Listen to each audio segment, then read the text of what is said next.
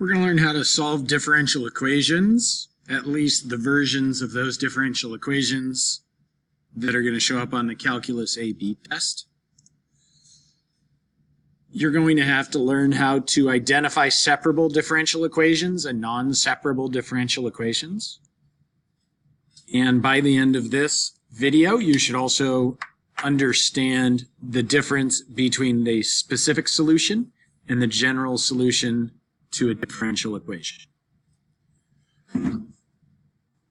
So we got to figure out what we are going to get out of these. You'll notice the integral of dy, or the indefinite integral of dy, the indefinite integral of x dx, and the indefinite integral of y dy are all short of asking the same thing. They're asking for an antiderivative of the integrand. The one in the middle, the indefinite integral of x dx, is probably the easiest to do. I like yellow. So what has the derivative of x? Well, that's at least related to x squared. The derivative of x squared would be 2x. So we're going to say x squared over 2 plus some constant. Why do we say plus a constant? Well, let's think about this. What's the derivative of x squared over 2? That's x. What's the derivative of x squared over 2 plus 3? Also x. What's the derivative of x squared over 2 minus 7? Also x. So we write that plus a constant because there are lots of functions that have the derivative of x. So let's look at the indefinite integral of y dy. Well, the dy means our variable of integration is y. Over here, x dx, the variable of integration was x. So that's kind of like when we write d over dx or d over dt to take the derivative. So what has the derivative of y if the input variable we're talking about is y? Well, that's pretty easy. That's y squared over 2. Essentially, these two are asking the same idea. We're just using a different variable. Okay, so let's go all the way back to the left, which might be the most important one. What's the indefinite integral of dy? Well, I don't know. Can you do that?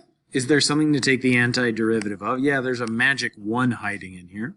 So what has the derivative of 1 dy, or just dy? That would just be y plus a constant. So in Calculus AB, you're going to be able to solve separable differential equations by hand. If you're given a non-separable differential equation, you might be able to solve it, but you might have to use fundamental theorem of calculus. Who knows? So what do we mean by separable? To separate a differential equation, that means you can get the y's and dy's all on one side of an equation, or one side of the equal sign, and the x's and dx's on another. So this first one is pretty easy. If we multiply both sides by dx, we get dy is 2dx. On the left-hand side of the equal sign is y's, dy's, and no x's. On the right-hand side is a 2, which could be left on either side, and just a dx. So let's look at the middle, dy over dx. This is a differential equation because it has the form dy over dx. Can we separate? Can we get the x's on one side, the y's on the other? We can. Just as easy as the last one. Multiply both sides by dx, and we get 2x sine x times dx. Okay, so we can separate those. Last one on the right. The dy over dx is x times y. That's a little bit harder. So dy is equal to, well, x dx. Can you get rid of the y? Sure. We can say dy over y, or 1 over y dy. So we got the y's and dy's on one side of the equal sign, the x's and dx's on the other side. We have separated these differential equations. Why do these all need to be separated?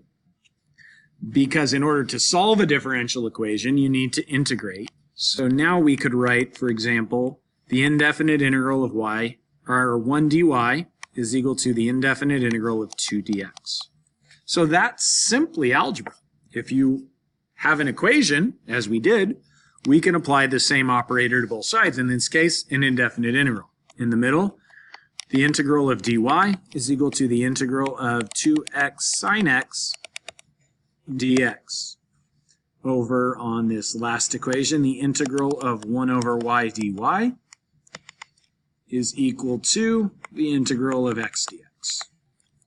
We'll worry about integrating those later, but I will tell you in all cases, the integral of dy is always going to be y. Okay. Well, can't you always get the x's and dx's on one side, the y's and dy's on the other? No, not necessarily.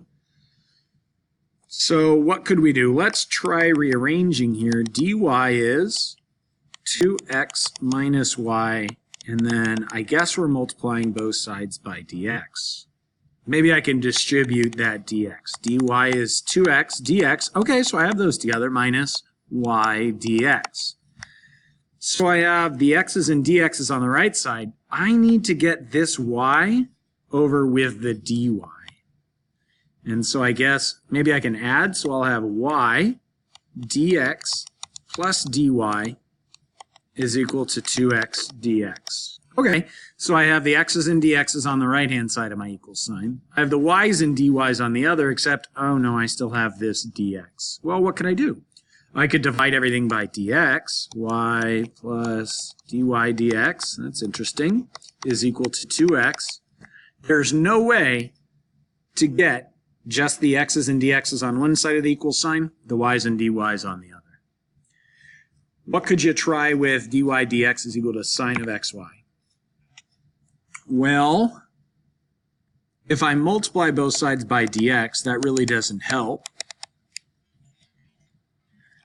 because I still have that y inside of the sine function. So maybe instead of that, I'll take inverse sine of both sides. So inverse sine of dy over dx, which is going to release, and I have x times y. And so I can freely move my y to the other side, 1 over y times inverse sine of dy over dx equals x. But now I can't get my dx to the right-hand side. Now the dx is locked up inside of inverse sine. We can't separate the x's and dx's, the y's and dy's. Okay. We're going to do the general solution to separable differential equations first.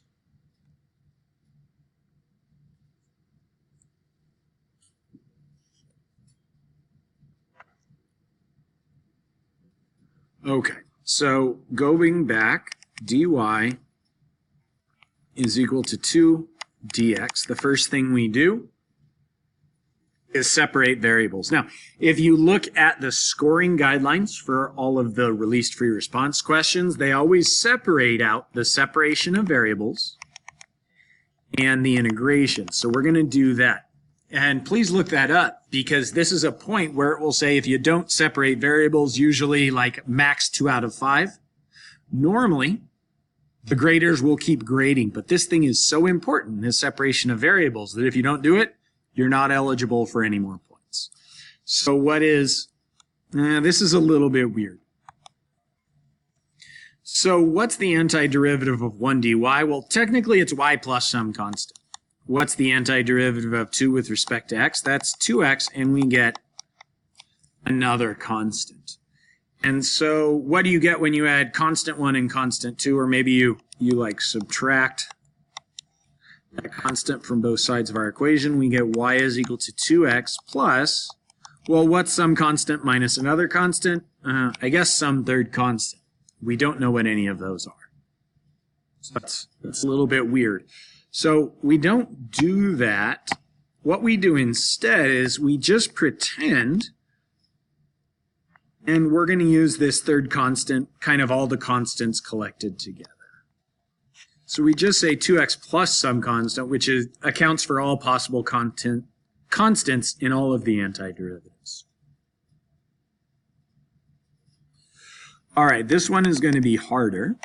So first, can we separate variables? Sure, we already did. You've seen these differential equations before. So dy is 2x sine x dx, and then we'll write a separate line with the integral signs. That's what College Board shows us they want. And so the left-hand side is easy. Well, what has the derivative 2x sine x? That we don't know. So you might be thinking, well, I'll take the antiderivative of 2x, which is going to be x squared, and the antiderivative of sine of x, which is negative cosine of x. Don't forget that, plus a constant. Except for, look, this didn't work out. If you were going to take the derivative of x squared times negative cosine, you wouldn't just do the derivative of x squared multiplied by the derivative of negative cosine. You'd have to use the product rule. So you don't have the skills to do this antiderivative yet. So we'll just leave that one here. We'll cross that out, pretend like it didn't happen. Okay, what about this last one? Can we separate variables? Sure, dy over y is equal to x dx. Let's rearrange. 1 over y dy is equal to x dx, and we're going to integrate both sides.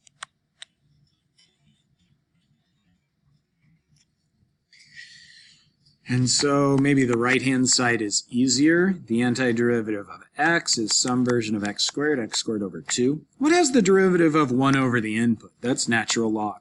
And we need absolute value on that y. If you look back, you weren't given a domain restriction. It appears y can be positive, y can be negative. Natural log only takes positive inputs, so we'll say natural log of the absolute value of y. What did I forget? I forgot this plus a constant. So we've done all the antiderivative stuff, but we don't have a general solution yet. Uh-oh. My pen has stopped working.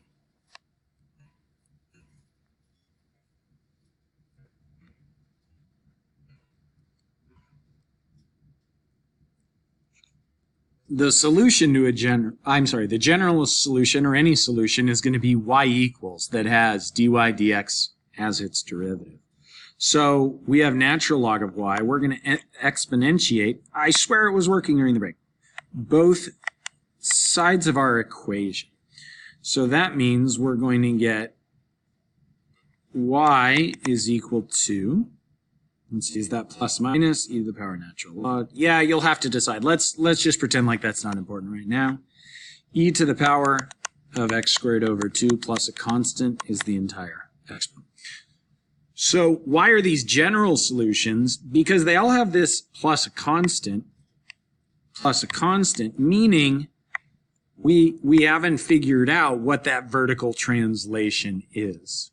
So the specific solution, the other thing you're supposed to be able to do, you'll be given an additional bit of information to fill in that plus c, that constant. Okay, so again, a general solution. We want a y equals some function of x, and we know we're going to get plus a constant because we're not given enough information to fill in that constant. That's the general solution we're looking for. First step, separate variables. That's a pretty easy task in this case. Integrate both sides on a separate line.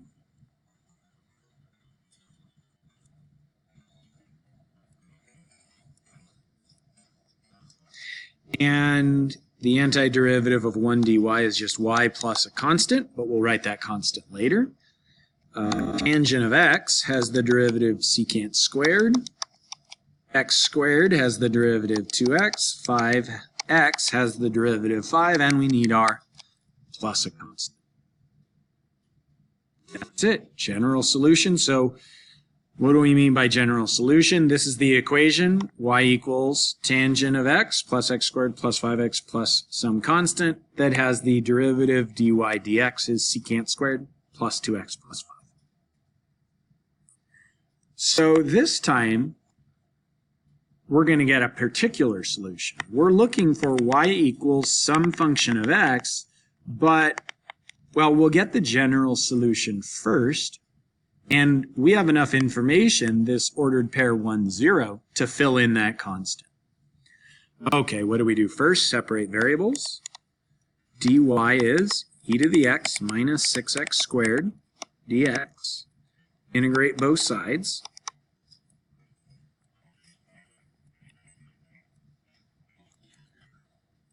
We'll take care of our constant later. E to the x natural log of e has the derivative e to the x. Minus, let's see, that'd be an x cubed. And we need to have a 2 as the coefficient to get that derivative 6x squared plus a constant. So here we go. General solution. Our job is particular solution. So let's change colors. So using our ordered pair 1, 0, this is actually pretty easy. We are going to say 0 is y, e to the first power minus 2 times 1 cubed plus c. So that means we're going to have 2 minus e is equal to that constant. So the last bit, we want y is equal to e to the x minus 2x cubed plus this c we just found, 2 minus e. You don't need those parentheses, but I just want to show I'm putting 2 minus e where that c used to be. So hopefully now you can say what the differences are in finding a general solution or a particular solution to a differential equation.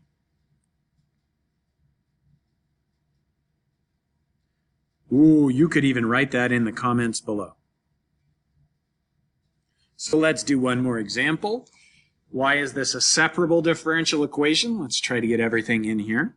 Because we can easily rearrange to get the y's and dy's on one side of the equal sign. That's pretty easy since we don't have any y's. And the x's, 2 sine of x, and the dx all on the other side of the equal sign. Okay. Are we going to get a general solution or a particular solution in this case? Well, you always have to get a general solution first. That's the part with the plus c. Since we have the ordered pair 0, 2, we'll also be able to get the particular solution. So let's integrate dy, integrate 2 sine x dx. Y is equal to what has the derivative? 2 sine negative 2 cosine of x plus some constant. Okay, so this is the general solution. You don't need to write that, but I'm assuming you're watching this because you're trying to learn. So I'll put it in there. All right. And what? So we're going to use y equals 2 when x equals 0. So that's going to be 2 is equal to negative 2 cosine of 0 plus our constant. Cosine of 0 is 1. And so that's 4 is equal to our constant. Remember, our solution is a y equals that has the derivative dy dx is 2 sine x. So y is equal to negative 2 cosine of x. We're not going to write plus c, we're going to write plus 4. How could we check? Well, the easy part is getting the derivative. What's the derivative of negative 2 cosine of x? Well, cosine has the derivative negative sine of x. Multiplied by the constant negative 2 gives us 2 sine of x. The derivative of the constant 4 is 0. We also need to make sure that when we substitute x equals 0 into this solution equation, we get y equals 2. So negative 2 times cosine of 0. Cosine of 0 is 1. So that's negative 2 plus 4 is 2. Nailed it. Thanks for watching.